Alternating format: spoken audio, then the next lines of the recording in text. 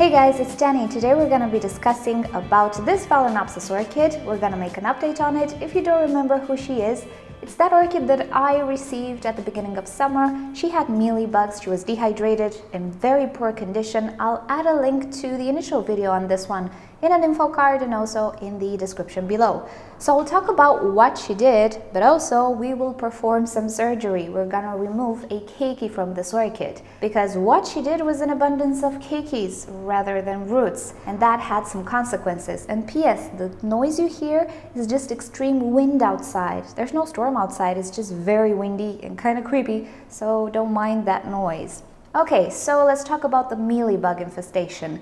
I was able to treat it really fast. Mealybugs are really susceptible, or actually they're really sensitive to alcohol. So what I did then, I sprayed the entire orchid with an alcohol solution. Now the alcohol that I find around here is ethanol. I cannot find isopropyl alcohol. I know it is very common in Canada, United States, and I think in the UK as well, but in other parts of the world, not so much. We only find ethanol. And the American Orchid Society actually recommends isopropyl and not ethanol because this can be harsher on orchids.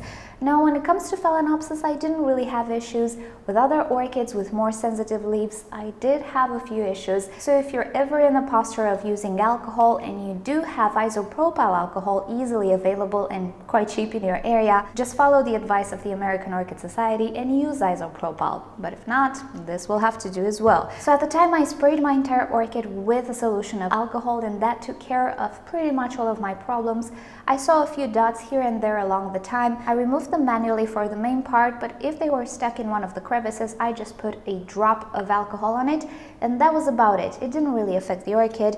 It killed the mealybugs, and I did not have trouble since. This orchid is clean. So the mealybug infestation was really not a huge issue. What I hoped would happen was that the orchid would create a brand new root system. It did not happen. Why it didn't happen? Well, because this orchid decided to produce a lot of keikis.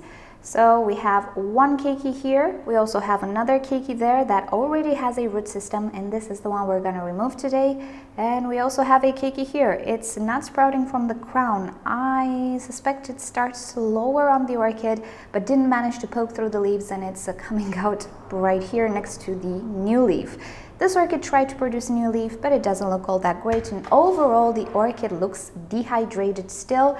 And considering the fact that she's trying to feed 3 keikis with only this low root, well, that's understandable. Now, I'm not sure about the fate of the mother orchid, really. She seems to have some weird priorities, but what I want to do is separate this keiki. It has some roots, but as you can see, the roots are not the strongest. The tips are not growing vigorously, and this is because there is not enough energy for the orchid to pump into the keiki and make it grow normally. And also, the keiki does not touch the medium, and I did spray it from time to time, but I risked stem rot, and that would be worse because it might be the end of the keiki as well. It's a weird situation here. So that's the issue with the orchid, and since I don't know what's going to happen with the mother orchid, and removing some keikis would be beneficial for it, maybe it's going to decide to push out some new roots, that's what we're going to do. So as you can see, I have here a basal keiki.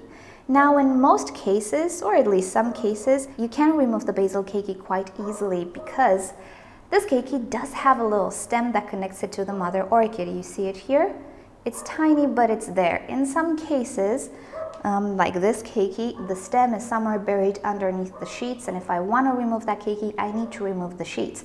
I might do that. We'll see what happens, but right now, I just want to remove this keiki here. It has roots. I'm going to pot it separately, and again, keep it rather moist so it hydrates, because as you can see, the keiki is dehydrated as well. It is trying to produce a flower spike. I'm still undecided if I'm going to let it be. I might just cut it when it starts to develop. So the keiki actually has some chances of survival. Now, I don't know what this orchid is and if she's prone to producing keikis, but if she's a equestrus hybrid, which kind of looks like it, doesn't it? Then yeah, it's pretty obvious. Those orchids really are prone to producing keikis. So what we're gonna do is we're gonna try to use an exacto knife. I don't think my pair of pruners will fit there. We're gonna try, so I'm gonna sterilize my pruners and come back when I'm ready. Okay, so it's not gonna happen with the pruners, so I'll go in with the exacto knife. And this is brand new, I never opened it. I never needed it, but there we go. And P.S. I'm just saying my microphone is acting up. It doesn't look stereo sometimes. Let's hope this video turns out okay, because we can only do this once. So I'm gonna use an exacto knife. As you can see, it's very thin, very sharp, very pointy. And what I will try to do is cut this little rhizome, which is actually a stem right here. I need to remove this root a little bit so I can get in there. And I'm gonna press. Okay, I got a little bit the root as well. One of the roots is a little bit messed up, but that's okay. So yeah, we managed to do it. That's a really clean cut. Let me show you. So that's what I wanted. Bad thing is, one of the roots was in the way, and I cut a little bit in it as well. It's this one, has a little cut wound, but it didn't cut through the root, it's just development, and that's okay. Phalaenopsis orchids are good with snap developments and all of that. The root will be fine, no problem, and the keiki is off. Now before we pot it, I would like to place some cinnamon on this cut wound, which will be slightly difficult, but I'm using my exacto knife and then just pressing the cinnamon powder directly on the cut wound. It will be a little tricky because this rhizome is really just underneath the orchid. I'm hoping the cinnamon will help.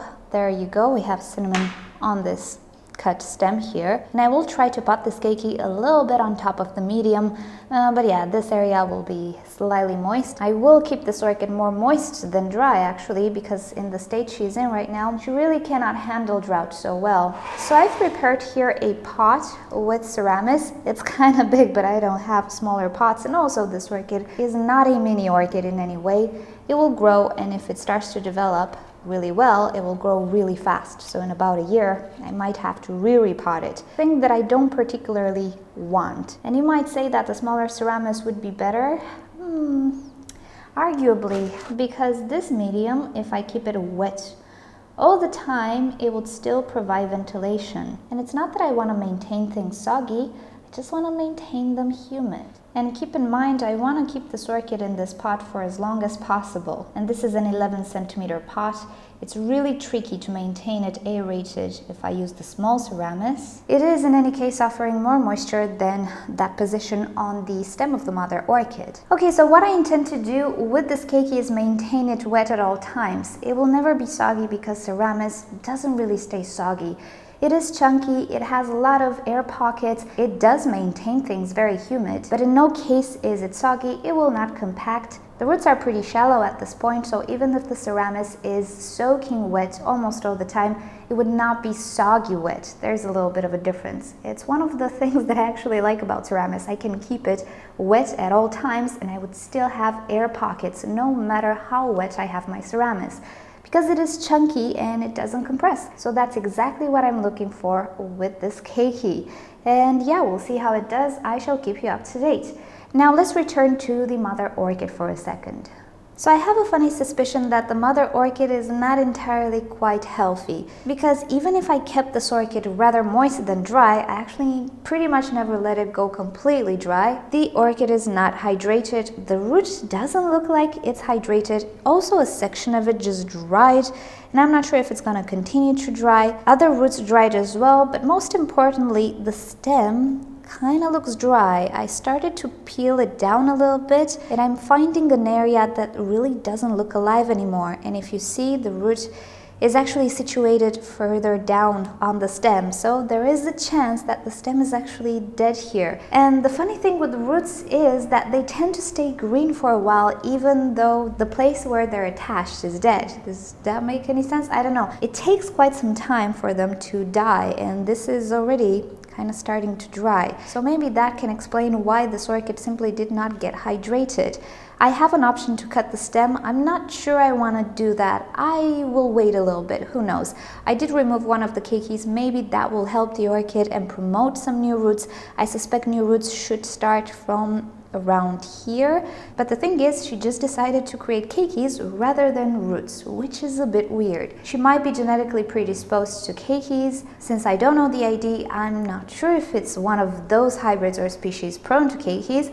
In any case, it's a little bit weird, and to be quite frank, I'm not sure this orchid has a bright future, this particular one. The keiki, I'm not sure, I'm trying to save it, but this one, not so much. I also tried to remove this keiki, but its stem is really buried into the orchid, so there's no chance in me removing it. And yeah, even though this orchid tried to create a new leaf, it's not gonna happen without roots. A more concerning possibility would be an invisible disease such as fusarium, but I would need to cut the rhizome to figure that out. Now, one of my viewers actually asked me if I believe keikis are a sign of stress on an orchid, and that actually inspires me to make a video. As I answered to my viewer, it's not always the case, but I do want to go into the details of what keikis are, why orchids produce them, so let me know down below if you would be interested in a video like that. I'm gonna gather up all the information that I can, add it to my own experience, and make a video out of it. As for this keiki, yeah, I'll just keep you up to date. So thank you guys for watching, hope you enjoyed this. If you enjoyed this video, please give it a thumbs up. If you didn't, give it a thumbs down. Subscribe to my channel for daily orchids and plants videos, and also don't forget to turn on notifications so you never miss a video. And with that said, I'll see you guys next time. Bye! So remember I was telling you I really wouldn't mind a bed of green algae on top of my ceramics because I think it would look pretty? Well, I just realized it's not algae I envisioned, it's moss. And look what I found in this pot.